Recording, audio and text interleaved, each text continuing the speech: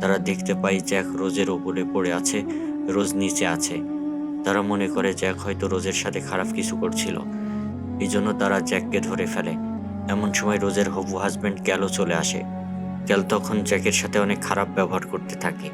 তখন রোজ ক্যালকে বলে ওর কোনো দোষ নেই, ও আমার জীবন বাঁচিয়েছে, তোমরা সবাই ওকে শুধু শুধু ভুল বুঝছ।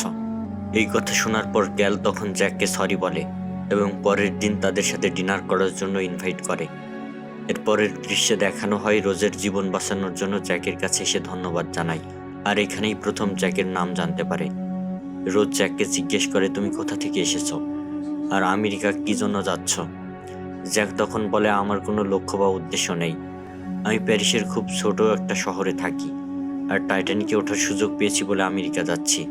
এরপরে রোজ জ্যাকের হাতে একটা ড্রয়িং বুক দেখতে পাই। রোজ জ্যাককে বলে, দেখি তুমি এই ড্রয়িং বুকে কি কি ছবি এঁকেছো।